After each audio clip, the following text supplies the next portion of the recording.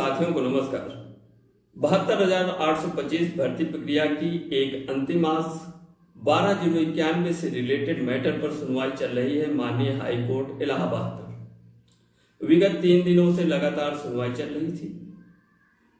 3 दिनों के पश्चात सुनवाई के दरमियान ऐसे कौन कौन से प्रमुख बिंदु रहे जिन पर कोर्ट रूम पर डिस्कशन हुआ, आगे की क्या संभावनाएं हैं, जबकि डेट लग गई है 27 फरवरी। इस 27 फरवरी को क्या होने वाला है, इन सभी बिंदुओं पर हम लोग चर्चा करेंगे। दोस्तों, मैंने पहले भी कहा था इस मैटर पर आप सभी के सामने मैं तभी उपस्थित हूंगा जब कोई तर्कसंगत तथ्यपरक पॉइंट मिलेंगे जिन पर हम लोग बात कर सकें। अन्यथा आपको इन 3 दिनों की सुनवाई के दरमियान कोर्ट रूम के अंदर क्या हुआ, बहुत से यूट्यूब प्लेटफॉर्म चैनल के माध्यम से आप तक बताया जा चुका है। फिलहाल हमारा उद्देश्य यही है कि आप तक जो भी सूचना पहुंचे वो सही हो, कोई भ्रामक सूचना आप तक न पहुंचे। और आते हैं पॉइंट पर। दोस्तों, 12/091 से रिलेटेड एक सबसे अहम बिंदु जो निकल कर आया, अभी तक बहुत से प्लेटफॉर्मों के माध्यम से उस चीज की जानकारी आपको नहीं दी जा रही थी, लेकिन यहां चूंकि सरकार ने उस बिंदु को छेड़ा तो वो बिंदु निकलकर सामने आ गया। पहली महत्वपूर्ण चीज ये कि जब सरकार यहां गई है, सिंगल बेंच के शमशेरी साहब के ऑर्डर के अगेंस्ट जाकर उन्होंने यहां पर अपनी स्पेशल लीव पिटीशन फाइल की और वहां उन्होंने उस चीज को मेंशन किया है। मेंशन क्या कि जब 12/091 से रिलेटेड मैटर पर सुप्रीम कोर्ट का आदेश हुआ था, उसके अनुपालन न होने पर इस पर कंटेम्प्ट दाखिल हुआ था और उस कंटेम्प्ट की सुनवाई माननीय ललित साहब के बेंच पर ही हुई थी और उन्होंने इस कंटेम्प्ट को ये कहते हुए खारिज कर दिया था कि जो भी प्रोसीजर सरकार ने अपनाया है और उसके अंतर्गत जो लोग चयन पर आए हैं, यानी 391 जिनका जिक्र शायद अभी तक के 12/091 से रिलेटेड वीडियोज पर किसी भी यूट्यूब चैनल के जो जानकारी देने वाले लोग हैं उन्होंने इसका जिक्र नहीं किया था, जिसका जिक्र मैंने पिछले अपने वीडियो में किया हुआ था।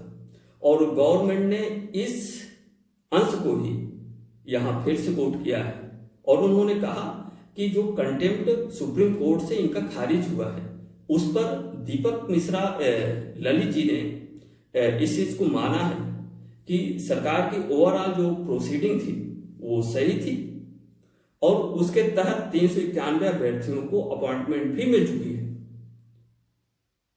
जब इस पॉइंट को रखकर कोर्ट पर इन्होंने रखा तो इस पॉइंट को सरकार ने कोर्ट पर रखा।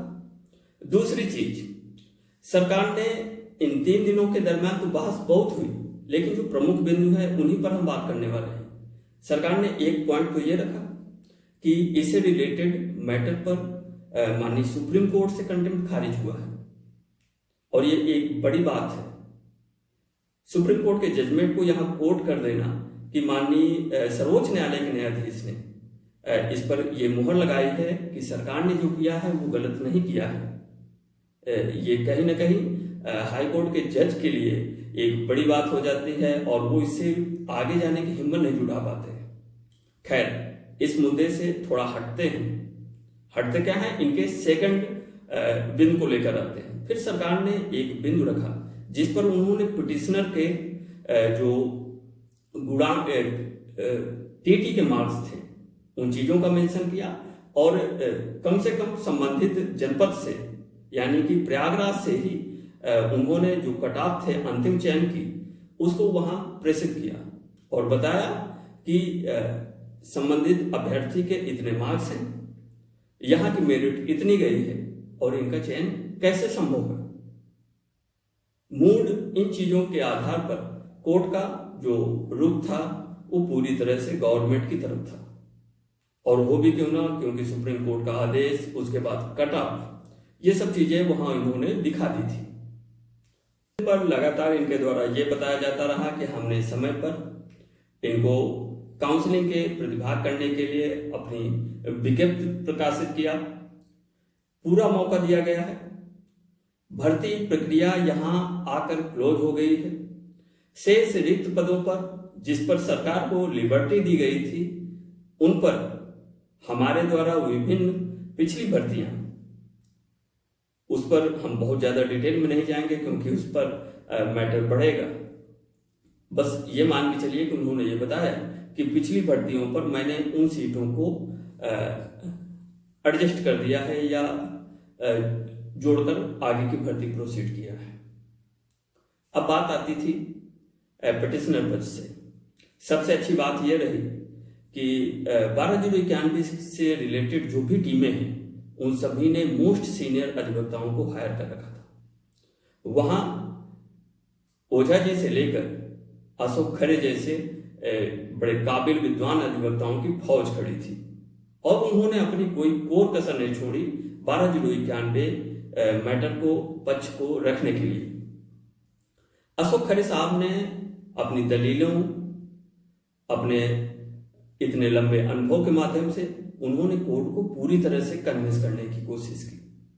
खास तौर पे उस मुद्दे पर आकर कि कंटेम्प्ट, जिस पर सरकार ने कहा कि कंटेम्प्ट खारिज हुआ है, फिर यहां आने का कोई औचित्य नहीं, तो इस चीज को उन्होंने समझाया कि कंटेम्प्ट खारिज भले ही हुआ हो, लेकिन माननीय सर्वोच्च न्यायालय के परमादेश द्वारा ही यहां की सिंगल बेंच पर सुनवाई हुई है।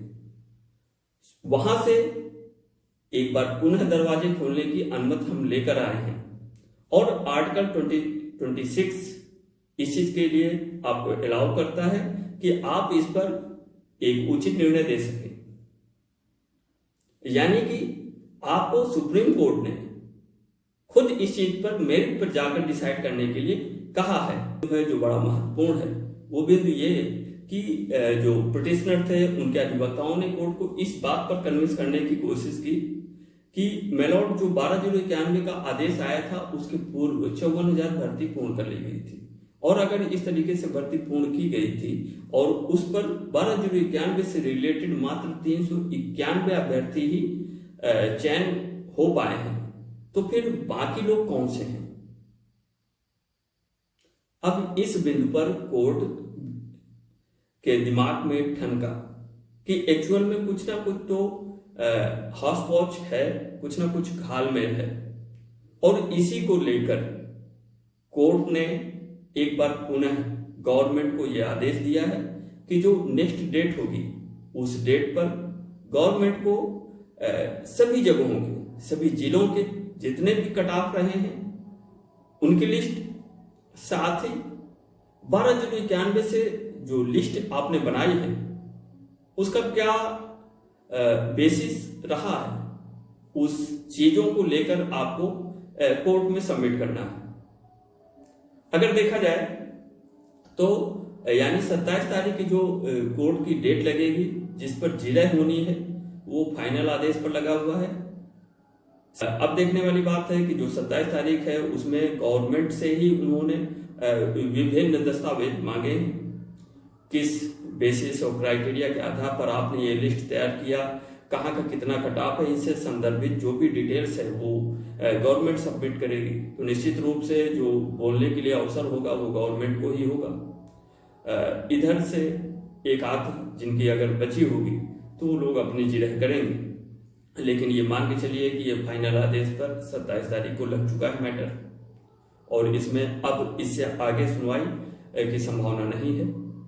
अब देखने वाली बात होती है कि गवर्नमेंट किस तरीके से यहाँ अपने आप का बचाव करती है और जो अंदर खाने से खबरें मिलते रही हैं उनके हिसाब से तो यही लग रहा है कि गवर्नमेंट एक उस स्तर तक जाकर जहां तक वो अपना अंतिम प्रयास कर सकती है वहां तक जाकर बचाव करने की कोशिश करेगी और इन केस अगर कोर्ट को वो अपने अनुरूप उसको कन्विंस नहीं कर पाती है तो फिर एट लास्ट एक ऑप्शन, जैसा मैंने पहले कहा था कि अपॉइंटमेंट देने का एक ऑप्शन इनके पास खुला रहेगा।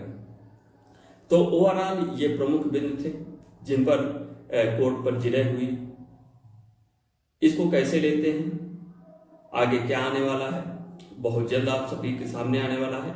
आप सभी इंतजार कीजिएगा और मिलते हैं नेक्स्ट अपडेट के साथ। एक बार पुनः कहना चाहूँगा, अगर आपने अभी तक हमारे चैनल को सब्सक्राइब नहीं किया है तो इसको सब्सक्राइब कर लीजिएगा, क्योंकि आपसे रिलेटेड जो भी सूचनाएं हैं यहीं पर मिलेंगी।